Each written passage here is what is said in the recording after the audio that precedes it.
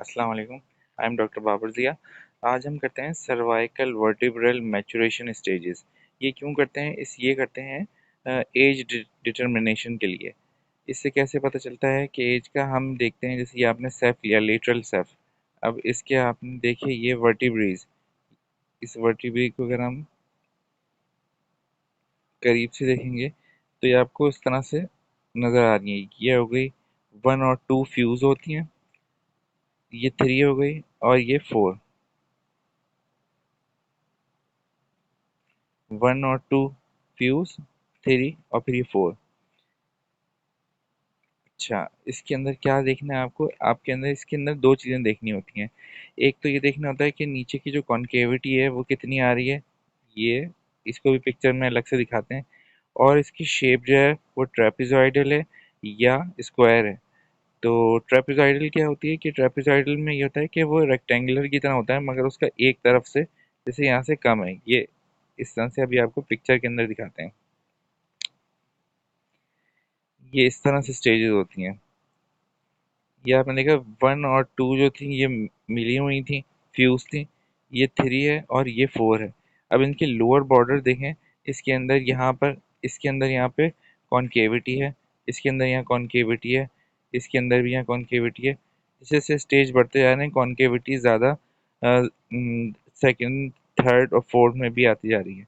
अच्छा, इसमें देखना क्या है कि फर्स्ट स्टेज क्या होता है, कैसे पहचानेंगे, कैसे क्या? अब हमारे पास एक एक्सरे आ गया लेटरल सेफ। अब हम पहचानेंगे कैसे कि ये फर्स्ट स्टेज में है, सेकंड स्टेज में है या थर्ड स्टेज में है।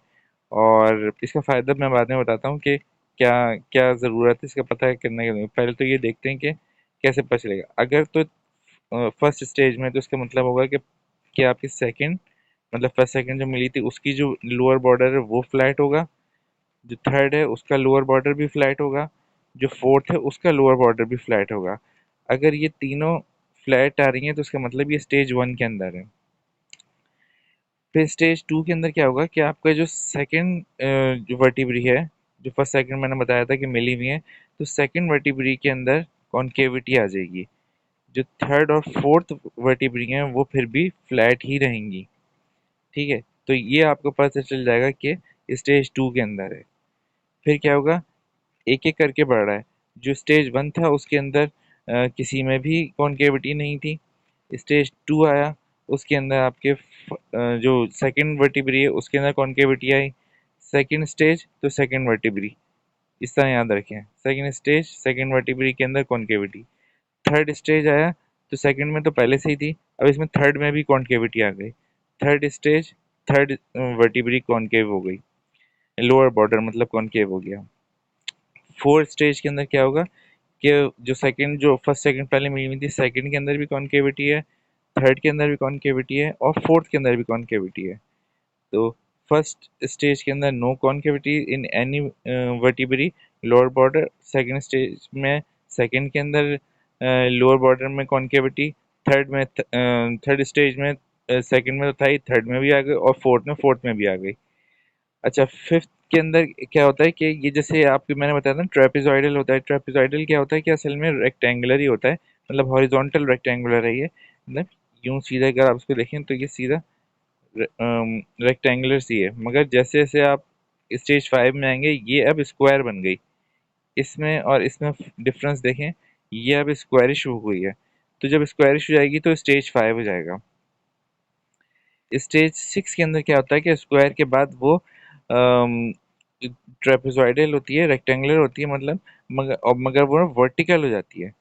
इसके अंदर क्या था कि ये जो था आपका स्टेज 4 में, वो आपकी रेक्टेंगुलर थी, मतलब ट्रेपेजॉइडल थी।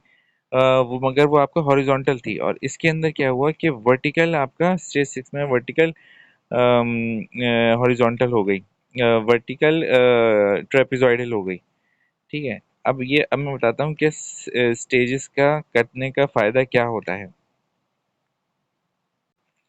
इसका फ़ायदा ये होता है कि अगर तो फ़र्ज़ करें आप स्टेज 1 के अंदर हैं, सीवीएम स्टेज 1 में, इसका मतलब है अभी आपका ग्रोथ स्पर्ट आने में 2 साल बाकी हैं।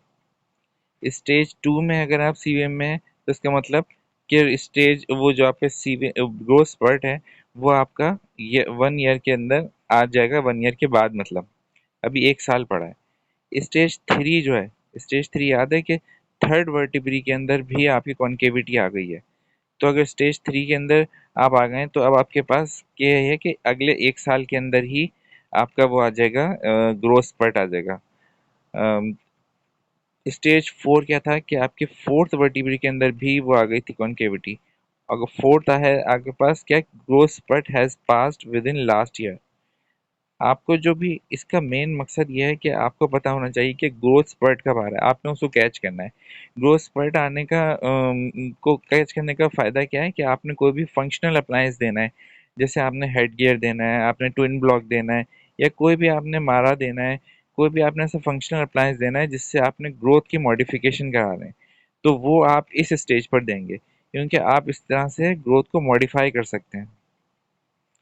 अगर आप स्टेज 4 पे पहुंच गए, स्टेज 5 पे पहुंच गए, तो फिर आप फंक्शनल अप्लायंस देने का फ़ायदा नहीं है, उसमें स्केलेटल चेंजेस नहीं आएंगी। हो सकता है कि डेंटल चेंजेस आ जाएं, मगर उसके अंदर स्केलेटल चेंजेस नहीं आएंगी। तो ये इसका मेन मकसद है।